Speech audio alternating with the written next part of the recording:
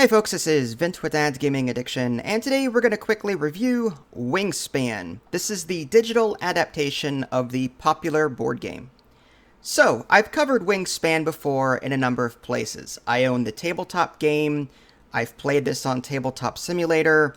Well, this is the standalone digital version that is incredibly beautiful to look at. In fact, it's one of the biggest pluses I would give to this game compared to, say, the Tabletop Simulator version, that this game comes with some extra bells and whistles that are just really nice. For example, you'll be hearing various bird tweets and bird calls that are unique to the birds themselves. You even have this lady that's narrating these various birds. As you're placing them onto your tableau, she'll read off what they are and all that good stuff. So, the visuals, if you thought the visuals were good on the tabletop game and on Tabletop Simulator, then you'll be very, very happy with the visuals in this game. So I'm getting ahead of myself. What is Wingspan, for those of you that don't know? Well, Wingspan is an engine building game that involves birds. You're going to be placing birds onto your tableau. There are various rows that you can place them on depending on their habitats. So particular birds might only be able to be placed in the green grass habitat. Some birds can only be placed in the blue water habitat or whatever. In addition to placing birds, you have to collect resources, you have to lay eggs, and you have to draw these birds from a supply in order to actually put them onto your tableau. And that's where the engine building and the strategy comes into play. You've only got so many turns per round, so the question is, do I spend my first couple of turns gaining resources that I need so I can construct these birds that I've got in my hand? Do I grab cards from the supply before my opponents do? So on. The engine building comes into play whenever you activate a space on your tableau. It'll activate every single bird card to the left of it. So in the very beginning of the game, you're not going to have any birds. So whenever you activate an action, it's going to be the weakest action possible. And you'll just get a dinky one food or one card. But as you add birds to your tableau, the actions get more powerful. And like I said, you can activate those birds once you take that action across that row, starting from right to left. So the engine building really starts kicking in toward the third and fourth round. But unfortunately, the number of actions you get on the third and fourth round aren't as much as the first and second round. So you really have to think ahead and go, okay, I'm really going to be using this action for the rest of the game because of these bonus cards I got. Oh, bonus cards, by the way, are special cards that you can get, one at the beginning and then maybe some throughout the game, depending on the birds that you get. Some birds will grant you bonus cards. But anyway, these bonus cards will grant you, bonus points at the end of the game should you satisfy certain objectives.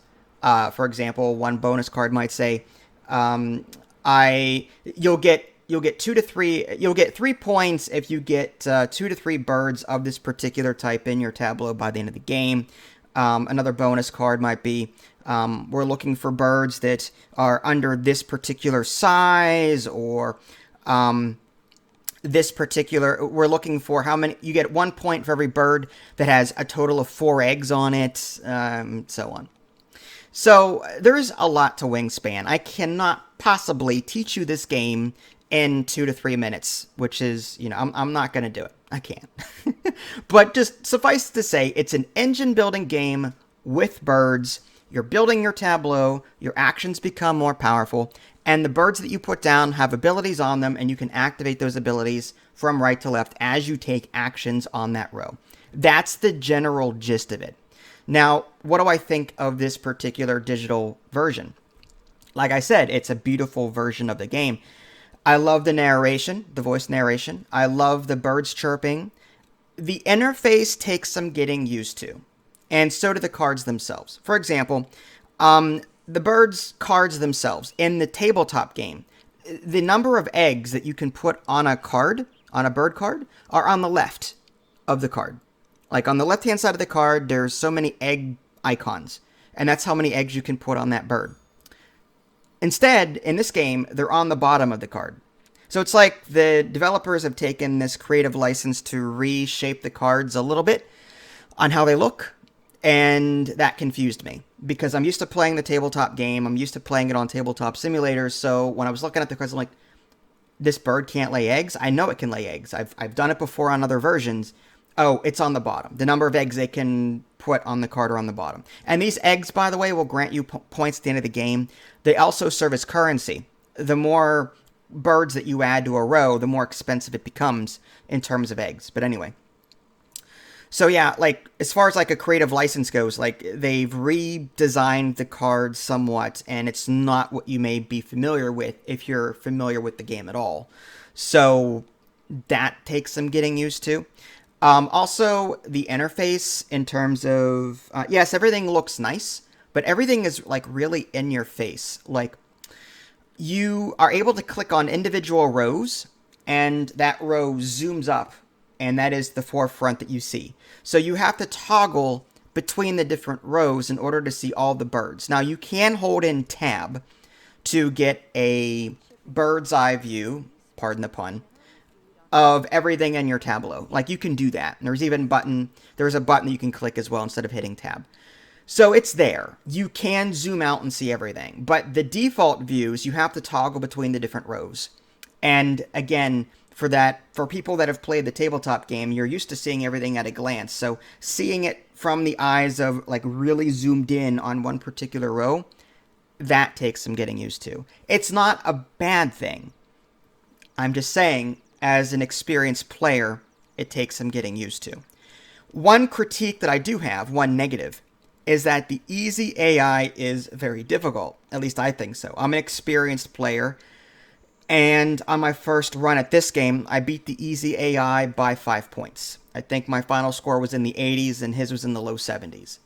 For a newcomer that is new to this game, they are going to get stomped, because they're not making the use of their actions, they're not using their bonus cards as well as they probably could.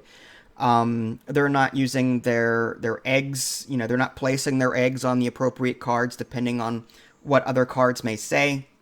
They're not chaining their actions appropriately based on the bird actions that they have in their tableau. All of these things are necessary to play well in this game, and a new player just isn't going to do that as efficiently as an experienced player, I'm sorry to say it.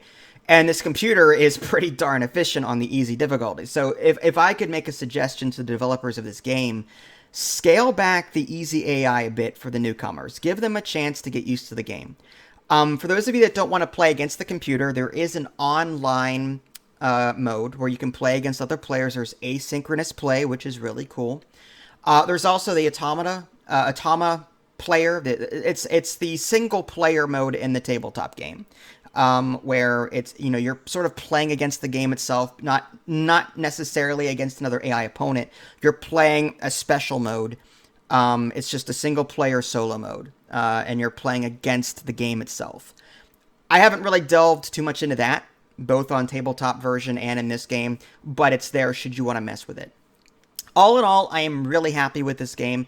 Wingspan by itself is such a fantastic game that I would recommend it hands down in almost any circumstance. I would recommend it. I mean, like, I know that some people have Tabletop Simulator, and you probably are going, well, Vince, I've already got Tabletop Simulator. I'm already playing it for free on Tabletop Simulator. Why would I want to pay money for this Steam version? And I understand that. I can see that. And to be fair, Wingspan does play well on Tabletop Simulator. Now, one thing to keep in mind, Tabletop Simulator, who knows when the rules behind those free games will change. So at some point, someone may say, no more free games on Tabletop Simulator, everything costs something. Who knows? I don't know. The other thing to consider, like I said, is that this digital game comes with like various bird sounds. Even the cards themselves are animated. So you'll see the birds flying on the cards, like little touches like that just give an extra oomph to the game, and it makes it just a joy to look at. So I would recommend this game, despite the fact that you can play it for free on Tabletop Simulator. This particular version is very well done. Again, everything about it I enjoy. Wingspan in itself is a great game. My only critique is that the easy AI is too difficult for newcomers. Besides that, I'm happy with it. Very happy with it. So go get this. even if you're not a fan of tabletop games in general, but if you like an engine building game where you start off with nothing and as you add things to your tableau, you gain abilities and you get more abilities to gather resources more quickly or different things. Like if you enjoy an engine building kind of game, then you'll like Wingspan regardless if you like tabletop games in general. Go get this one. It's fantastic. If you guys haven't already subscribed to me on Twitch and YouTube, that way you can stay up to date with any new content I'm going to publish. This is Vince. Thanks for watching, and I'll catch you next time.